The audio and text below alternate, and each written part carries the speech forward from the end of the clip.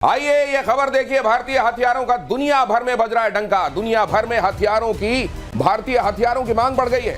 कई देशों में आकाश मिसाइल सिस्टम की डिमांड। आर्मेनिया को आकाश की दूसरी खेप देगा भारत। जुलाई में दूसरी खेप की सप्लाई की जाएगी। तो भारतीय शौर्य का यशगान आकाश में है। और यहां यह भी स्पष्ट कर दिया गया है कि हम धर्म के आधार पर विभेद नहीं करते। जो इंसानियत के खिलाफ काम करता है उसका काम देखकर उसके साथ व्यवहार किया जाता है। मेजर गौरव आर्य जी, बहुत साफ संदेश है। और मुझे लगता है कि जितनी एम्बिग्विटी बीते दिनों अगर कहीं रह भी गई थी तो अब एकदम साफ हो गई। नहीं, बिल्कुल मुझे लगता है कि रक्षा मंत्री जी ने बिल्कुल दो टूक शब्दों में बताया और बहुत अच्छी बात करी कि तुमने धर्म देख के मारा, हमने तुम्हारा कर्म देख के मारा।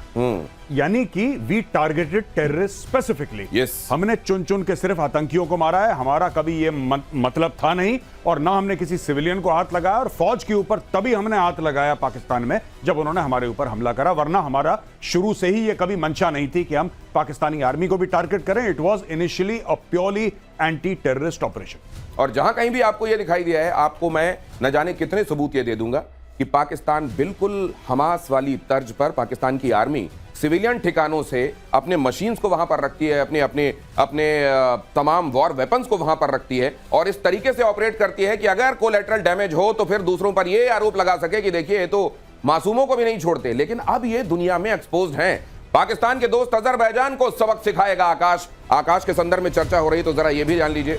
एयर वाइस मार्शल पीके श्रीवास्तव आकाश की मैन्युफैक्चरिंग से लेकर उसकी बहुत सारी कहानी जानते हैं और हमारे साथ जुड़ने वाले हैं। आपको वो भी बताएंगे आकाश जिस तरीके से आकाश के जो शेयर हैं वो सोर कर रहे हैं। आकाश की डिमांड से खौफ में है तुर्की और अजरबैजान। आर्मेनिया को सप्लाई करने से अजरबैजान की नींद उड़ गई है। आप जानते हैं अजरबैजान और टर्की ये दो ऐसे देश हैं जिन्होंने खुलकर पाकिस्तान का समर्थन किया था।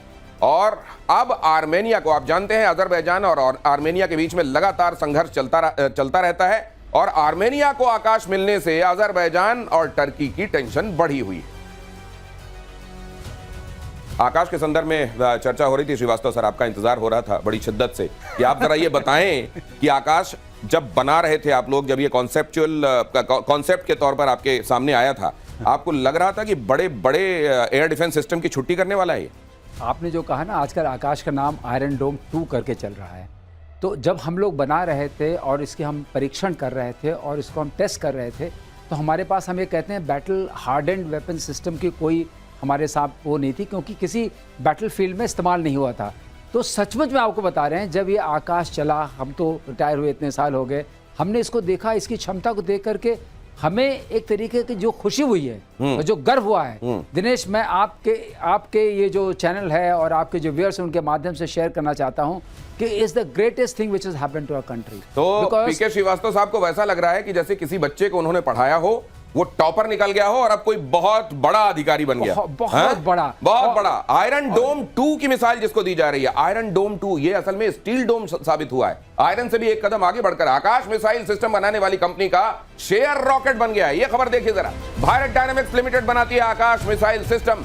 भारत डायनेमिक्स लिमिटेड के शेयर में आज भी बढ़ोतरी देखी गई। भारतीय हथियारों की मांग से डिफेंस शेयरों में तूफानी तेजी। हिंदुस्तान ये जो नई परिभाषा गढ़ रहा है, एक मैं चीज कह दूं, हाँ, क्योंकि इसमें मैं शामिल हूं। हाँ जी। ये जब हमने जब ज्वाइन किया था तो भारत डायनेमिक्स लिमिटेड जो है वो एंटिटी लिस्ट पे था। अच्छा, मतलब एंटिटी लिस्ट का मतलब ये होता है कि हम कोई भी ऐसा इक्विपमेंट नहीं खरीद सकते हैं जिससे हम कोई प्रिसिशन वाली चीज बना सकते। राइट। फ्लो फॉर्मिंग एक ऐसा इक्विपमेंट है जिसकी जरूरत पड़ती है रॉकेट मोटर बनाने के लिए, जिसके बिना कोई मिसाइल बन नहीं सकती है। ठीक है। तो वो एक बहुत बड़ा अवरोध था, आप तो प्रतिशोध कहते हैं, वो बहुत बड़ा अवरोध था। लेकिन उसको हमने किसी तरीके से पूरा किया। उसके बाद हम एंटिटी लिस्ट से बाहर आए तो हमारे मन में, हम लोग जो बोर्ड में बैठे तो हमने कहा कि हम सारे जो हमारे शेयर्स हैं वो गवर्नमेंट के पास हैं, क्यों नहीं थोड़े से पब्लिक में लाएं जिससे पब्लिक का पार्टिसिपेशन हो, उनके अंदर भी जोश आए। और आज देखिए शेयर ऊपर चढ़ रहा है और आपके माध्यम से सब लोग जान रहे हैं कि भारत डायनेमिक्स से शेयर खरीदो। नहीं तो ये दुनिया में जो हथियार निर्माता आज तक रहे थे, और दूसरा, जब भारत ये कहता है ना कि भारत का अभ्युदय होगा तो पूरी दुनिया का मंगल होगा। भारत मिलिट्री इंडस्ट्रियल कॉम्प्लेक्स में वैसे यकीन नहीं रखता जैसे दूसरे देश रखते हैं कि कॉन्फ्लिक्ट पहले घाव पैदा करो और फिर मरहम बेचो। नहीं, जहां घाव हैं, मौजूदा घाव हैं, उनके लिए हमारे पास मरहम है, उनको ठीक करेंगे। क्या मैं ठीक कह रहा हूं मेजर गौरव आर्य? नहीं, बिल्कुल, आप बिल्कुल ठीक कह रहे हैं। और दूसरी एक और बात है ना कि किसी भी देश के, मैंने एक बात नोट करी है बड़ी, ये जो तुर्की की आजकल बात हो रही है दिनेश, मैं आपको बताता चलूं, बड़ा बुरा लगा क्योंकि जब हमने तुर्की की मदद करी थी ना, उसका नाम था ऑपरेशन दोस्ती।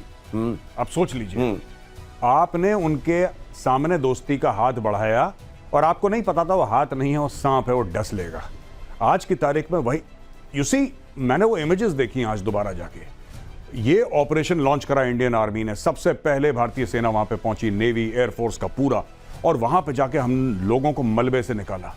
एक मेजर बीना तिवारी हैं, I hope I have the name of the officer correct, वो जा रही हैं। उनकी एक इमेज है कि बुढ़िया तुर्किश औरत उनको गले से लगा रही है और उनको आशीर्वाद दे रही है, और बड़ी हार्ट टचिंग इमेजेस थी। और आपको पता है उन लोगों ने क्या बोला कि हम आने वाली नस्लों को बताएंगे कि किस तरीके से भारतीय आए थे और भारतीयों ने हमारी मदद करी थी। ये बताया ये लोगों ने याद नहीं रख पाए, नस्लों को क्या बताएंगे? नहीं, सुनिए साहब, 2023 को ये बोला कि आने वाली नस्लों को बताएंगे, और 2025 में जो भारतीय शहरों के ऊपर जो ड्रोन मंडरा रहे हैं वो तुर्की के बनाए गए। ये मैं आपको बताना चाह रहा हूं। एक होता है कि आप कृतज्ञ होते हैं, और कृतज्ञता पर्सोनिफाइड कैसी होती है? आपके दुख में, आपके दर्द में, आपके यहां जलजला जब आया, भूकंप में आप सब नीचे दबे हुए थे, उस समय भारत ने हाथ बढ़ाया, दोस्ती का फर्ज निभाया, खुद बढ़कर यह पहल की, और आपने देखिए क्या किया।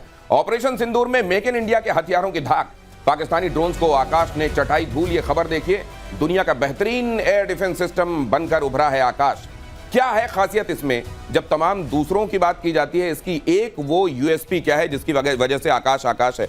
श्रीवास्तव सर, आकाश आकाश है क्योंकि ये टारगेट को समझ सकता है, ट्रैक कर सकता है और निशाने पर एकदम मार सकता है। तो यही तो बाकी भी करते हैं। यही बाकी नहीं कर पाते हैं। हम एक प्रोबेबिलिटी होती है, आपको बता दें, जितने एयर डिफेंस सिस्टम्स होते हैं, मिसाइल सिस्टम्स होते हैं, उस सब में एक प्रोबेबिलिटी ऑफ डिस्ट्रक्शन होता है। वो प्रोबेबिलिटी आपकी किसी की 86% है, किसी की 88% है, इसकी 96% प्लस है, जो अपने आप में एक अलग बात है। अगर आपने 2 लॉन्च कर दिए तो 99% है सैल्वो मोड में। तो ये है, प्रिसिशन है इसकी खास बात। और दूसरी खास बात है कि और लोगों से कंपेयर करेंगे, इतना प्रिसाइज इक्विपमेंट जो इतना हाईली मोबाइल है और इतना अवेलेबल है, वो आपको सस्ते दामों में भी मिलेगा। तो न सिर्फ प्रिसीजन इतना खतरनाक कि लगभग अमोघ अस्त्र है कि निकला तो हिट करके टारगेट को नष्ट करके आएगा, और यह भी कि दूसरों से बहुत कॉस्ट इफेक्टिव है। तुर्की और अजरबैजान पर हिंदुस्तान के स्ट्राइक, अजरबैजान के दुश्मन नंबर 1 को दिए गए हैं हथियार। भारत के आकाश से अजरबैजान को एक साफ संदेश चला गया है, आर्मेनिया अब पहले से ज्यादा मजबूत है। ये जब यूएसएसआर का विघटन हुआ, असल में पाकिस्तान ने सबसे पहले रिकॉग्नाइज किया इसको, अजरबैजान को, कि हाँ तुमको देश के तौर पर हम मान्यता देते हैं। जैसे अगर मुर्गा बांग नहीं देता तो सवेरा नहीं होता, लेकिन मुर्गे की उस बांग को ऐसा आज तक निभा रहा है अजरबैजान को भी ये समझ में नहीं आ रहा है कि वो किसको पाल रहा है। मेजर आर्या, नहीं, बिल्कुल, आपने बिल्कुल ठीक बोला। और ये पाकिस्तान का, देखिए पाकिस्तान क्यों करता है ये सब, मैं आपको बताता हूं। पाकिस्तान का कोई लेना देना नहीं है, ना पाकिस्तान अजरबैजान को सपोर्ट कर सकता है, ना पाकिस्तान अजरबैजान को कुछ दे सकता है। हाँ, ये कह सकता है कि हाँ ठीक है, हमने आपको सबसे पहले डिप्लोमेटिक मान्यता दी, आप एक काम करिए, JF-17 हमसे खरीद लीजिए। तो पाकिस्तान पुश भी कर रहा है, लेकिन पाकिस्तान कुछ देने की हालात में नहीं है उसको। Pakistan can not give anything. Pakistan सिर्फ दूर से so called diplomatic support, so called के OIC में जाएंगे, ऑर्गेनाइजेशन ऑफ इस्लामिक कोऑपरेशन, वहां पे जाके पाकिस्तान बोल देगा हम आपके साथ खड़े हैं, एक अपना जो वोट बनता है वोट दे देगा। उससे ज्यादा पाकिस्तान से आप उम्मीद ना रखिए। हम बहुत जा रहे थे बाकू, लेकिन अगर आपका चरित्र होगा जैसे कि एक डाकू, तो फिर आप सावधान रहिए। अब आकाश में भी निगाह रखिए। और तुर्की के खिलाफ भारत की एक और स्ट्राइक, तुर्की की कंपनी सेलेबी एविएशन से करार रद्द। सेलेबी एविएशन के साथ भारत का करार रद्द। भारत में 9 एयरपोर्ट्स की ग्राउंड हैंडलिंग देखती रही है कंपनी। तो सेव बंद, मार्बल बंद, मकलावा बंद, साथ में वहां शूटिंग बंद। और अब यह भी देख लीजिए कि यहां जो एयरपोर्ट संभालने का काम जो मिला हुआ था साझेदारी में, वो भी बंद, क्योंकि यहां ये जनभावना इसको लेकर लगातार उबाल मार रही है कि अब वो लोग बिल्कुल बर्दाश्त नहीं है जिन्होंने हिंदुस्तान के साथ वफादारी नहीं निभाई। नहीं, बिल्कुल। और भारत ने, मुझे ऐसा लगता है कि बहुत ज्यादा कॉम्प्रोमाइज करा है, क्योंकि तुर्की जो पाकिस्तान प्रेम है उसका नया नहीं है, आज से नहीं, शुरू से ही पाकिस्तान प्रेम है। और जिस तरीके से तुर्की अपने कमेंट्स पास करता है कश्मीर को लेकर, जिस तरीके से वो वोटिंग करता है, ये किसी से ढकी छुपी बात नहीं है। फिर भी भारत ने कॉम्प्रोमाइज करा। भारत ने बोला कोई बात नहीं, आप हमारे खिलाफ भी अगर बोलते हैं आपका अधिकार है बोलना, लेकिन जब आप ऐसे यंत्र देंगे, ऐसे तंत्र देंगे पाकिस्तान को जिससे भारतवासियों की जान जाएगी या जा सकती है, उनके जान और माल को खतरा हो सकता है, फिर भारत को एक्शन लेना था। लेकिन सबसे बढ़िया बात दिनेश मैं आपको बताऊं, सरकार के पहले लोगों ने एक्शन ले लिया। आपने बात नोट करी है? जी, बिल्कुल। सरकार ने बाद में ये रद्द करा। सरकार को क्योंकि टाइम लगता है, 2-4 दिन सोचे, लोगों ने बोला कैंसिल, सब कुछ कैंसिल, और वहां पे टूरिज्म को पड़ रही है मार। और सोशल मीडिया पे तुर्की वाले ये पूछ रहे हैं कि भाई साहब हमसे गलती क्या हो गई? गलती वही हो गई जब ऑपरेशन दोस्ती था ना, दोस्ती निभा लेते तो बहुत फायदा। पहले करता था हिंदुस्तान ऐसा। वो साधु के बारे में आपने सुना होगा जिसने बिच्छू को 6-7 बार हाथ में लिया। वो हर बार डंक मारता था और वो छोड़ देते थे, फिर उसको हाथ में लेकर पानी से बचाने की कोशिश करते थे। किसी ने पूछा ये क्यों, तो कहा मैं साधु हूं, मैं अपना स्वभाव नहीं छोड़ सकता, ये बिच्छू है अपना स्वभाव नहीं छोड़ रहा है। लेकिन अब ये परिभाषाएं बदल गई हैं। अब वो जो पृथ्वीराज चौहान, अब जो मोहम्मद गौरी को माफ करने वाली बातें आप देखते हैं ना, अब 3 दिन बीत गए, विनय न मानत जलद जड़। अब तो दोस्ती भी नहीं भूलेंगे और बदला भी नहीं भूलेंगे। पाकिस्तान पर विदेश मंत्री एस जयशंकर की 2 टूक। पाकिस्तान के साथ संबंध सिर्फ द्विपक्षीय, पाकिस्तान से सिर्फ आतंकवाद पर बात, पाकिस्तान से सिंधु जल संधि स्थगित रहेगी, अभियान में रहेगी, सीमा पार से आतंक रोके पाकिस्तान।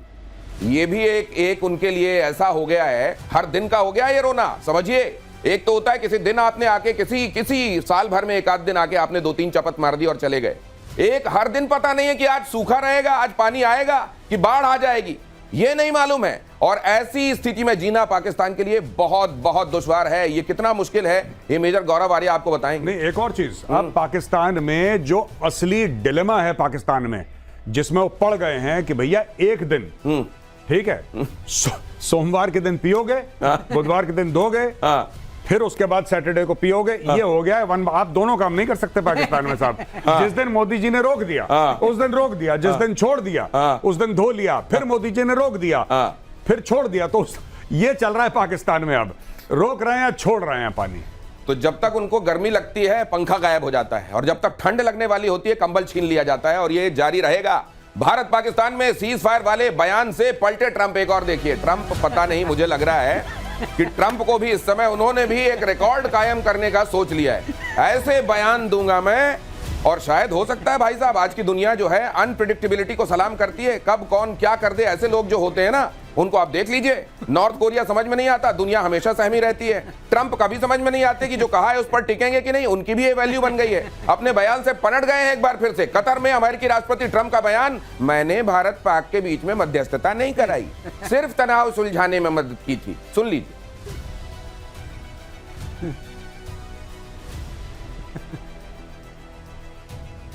खैर अंग्रेजी में है, मैंने आपको बता दिया सार, इसका सार क्या है वो बता दिया, और जहां पर बोला वहीं की तस्वीरें आप देख रहे हैं।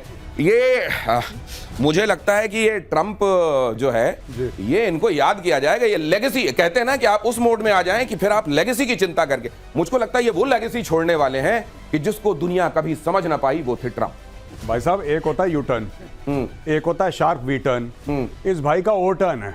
इसका कुछ नहीं पता। ये दोपहर को 12 बजे क्या बोलता है, 3 बजे क्या बोलता है। अभी तो डंके की चोट पे पूरी दुनिया को बता रहा था कि मैंने दोनों को बोला, देखो तुम्हें ट्रेड का फायदा होगा। याद है आपको उसका बयान? बिल्कुल, बिल्कुल। देखो तुम्हें ट्रेड का फायदा होगा, न्यूक्लियर वॉर रोक दिया। मैंने ट्रेड की बात की, दोनों मान गए। अच्छा, फिर ये दोनों मिलेंगे एक तीसरी जगह न्यूट्रल ग्राउंड में मिलेंगे। अब फिर प्रधानमंत्री मोदी जी आए, उन्होंने बोला, मोदी जी ने बोला कि ये सब कुछ नहीं होने वाला। अब ट्रंप कंफ्यूज कि भैया मैंने तो इतनी बड़ी बड़ी बातें छोड़ दी थी यहाँ पे, अब ये मुझे सीरियसली ले रहे। अब ट्रंप गया वहां पे जहां पे अपने मरीन्स और सोल्जर्स के साथ बैठा है और बोला हमने तो ऐसा कुछ करा। देखो साफ मुकर जाओ, ये भी पाकिस्तान से इसने सीखा है। जैसे पाकिस्तान को खूब मारा, पाकिस्तान को खूब मारा, मार मार के दौड़ाया, घसीटा, मारा, पाकिस्तान कहता हम जीत गए। अच्छा, ये चीज आप कभी समझ नहीं सकते, क्योंकि नॉर्मल आदमी ये सब चीज नहीं समझता। आपने पाकिस्तान को मारा, आपने उसके 11 एयरफील्ड या जितने भी थे ध्वस्त कर दिए, आपने उसको बहुत नुकसान पहुंचाया। जैश ए मोहम्मद, लश्कर ए तैयबा मार मार के तबला बजाया, और उसके बाद पाकिस्तान कपड़े झाड़ते हुए आया, कह रहा भाई साहब जीत गए, निकालो शाहिद अफरीदी को अलमारी में।